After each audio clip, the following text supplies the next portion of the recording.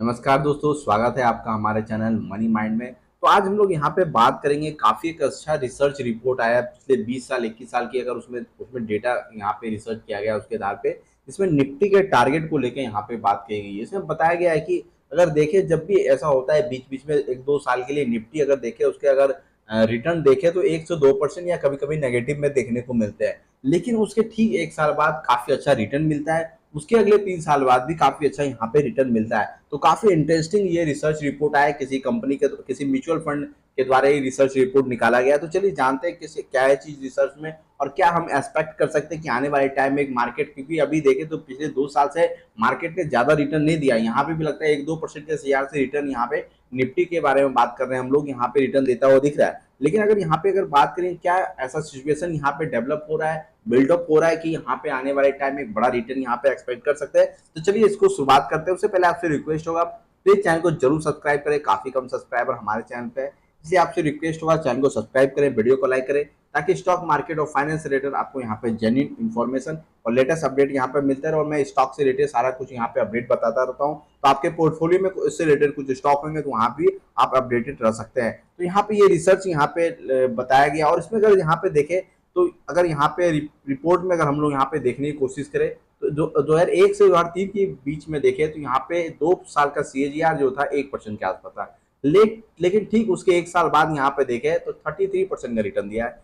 ठीक उसके 3 साल का CAGR देखें तो 40% का यहाँ पे रिटर्न देखने को मिल रहा है। उसके बाद यहाँ पे 2007 और 2009 की बात करें यहाँ पे तो 0% का रिटर्न दिया है।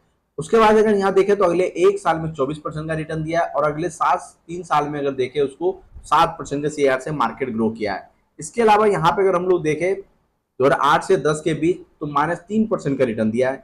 फिर देखें तो अगले 1 साल में 13% का रिटर्न दिया है। फिर अगले यहाँ पे 3 साल का CAGR यहाँ पे देख सकते हैं 7% के आसपास है।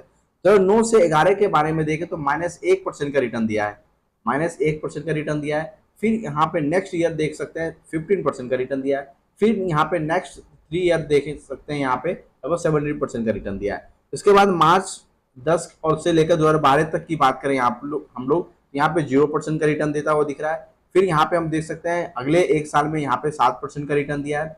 फिर अगले यहाँ पे 3 साल का CAGR जो है वहाँ पे 17% के आसपास है। इसके अलावा यहाँ पे हम लोग देखें नवंबर से 10 से नवंबर 12 के बीच अगर यहाँ पे देखें तो यहाँ पे भी आपको यहाँ पे देखने को मिल रहा होगा लगभग 0% यहाँ पे रिटर्न है।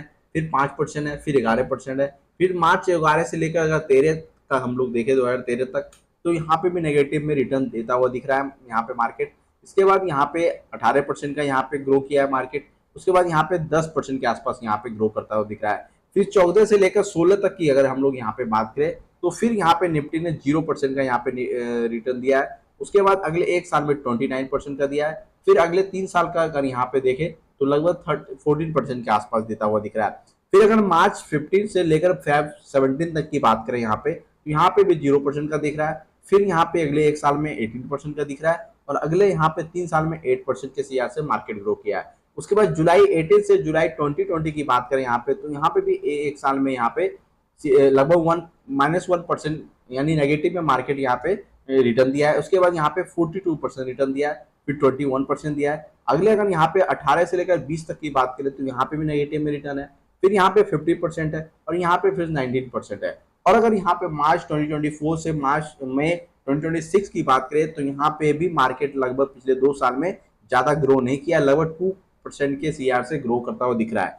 तो यहाँ पे एक एक्सपेक्टेशन है कि मार्केट आने वाले 1 साल में देखे तो अच्छा खासा यहाँ पे रिटर्न दे सकता है।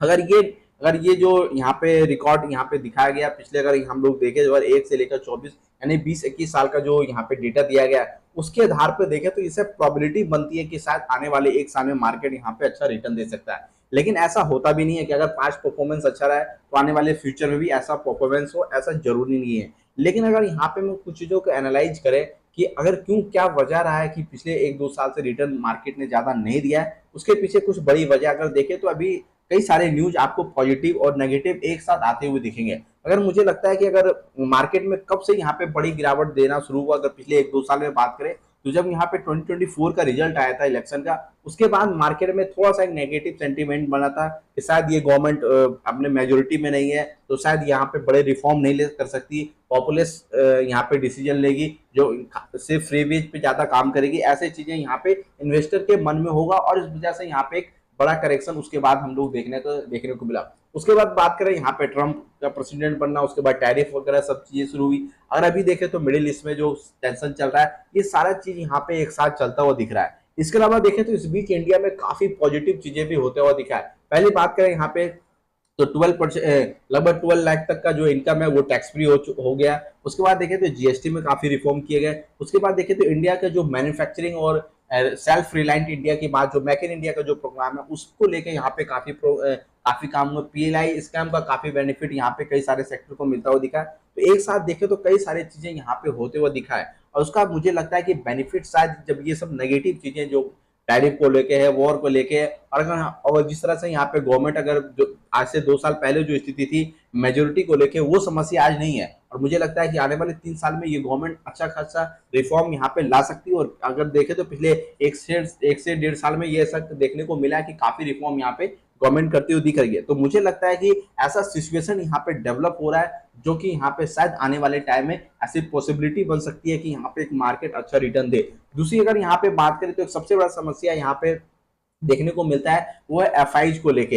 एफआईज को लेके बारे में बात करें तो यहाँ पे आरबीआई की तरफ से कुछ एक्शन लिया गया है, और जो यहाँ पे long term capital gain tax है वो काफी हाई है, और सबसे हाई से ज्यादा है कि यहाँ पे बार बार 1 साल 2 साल में जो यहाँ पे परिवर्तन होते रहता है, वो यहाँ पे जो अनस्टेबिलिटी है उसे ज्यादा एफआईज पसंद नहीं करते। तो मुझे लगता है कि यहाँ पे कुछ ना कुछ स्टेबिलिटी जरूर आएगा। हो सकता है यहाँ पे गवर्नमेंट आने वाले बजट में शायद इसको लेके कुछ काम करे, और काम ना भी करे तो यहाँ पे कम से कम स्टेबिलिटी हो, यहाँ पे इन्वेस्टर को पता चल जाए कि अब इसमें कोई जो चेंजेस वगैरह नहीं आएंगे। तो मुझे लगता है कि डेफिनेटली यहाँ पे एक बड़ा यहाँ पे आने वाले टाइम में बूस्ट मिल सकता है। उसके अलावा यहाँ पे बात करें हम लोग जो बायबैक को लेके यहाँ पे बजट में अनाउंसमेंट पर, वो भी मार्केट को काफी यहाँ पे सपोर्ट कर सकता है। तो कई सारी चीजें पॉजिटिव यहाँ पे डेवलप होते हुए दिखा है, और कई सारे नेगेटिव चीजें एक साथ यहाँ पे आते हुए दिखा है। लेकिन मुझे लगता है कि आने वाले कुछ समय में अगर बात करें हम लोग ट्रेड डील यहाँ पे इंडिया का शायद कुछ दिन में अनाउंस हो जाए, क्योंकि अगर यहाँ पे इंडिया का ट्रेड डील इसलिए रुका हुआ है, इंडिया चाहता है कि जो एशियन कंट्री है उससे कंपैरेटिवली हमारा जो ट्रेड डील है वो बेहतर हो,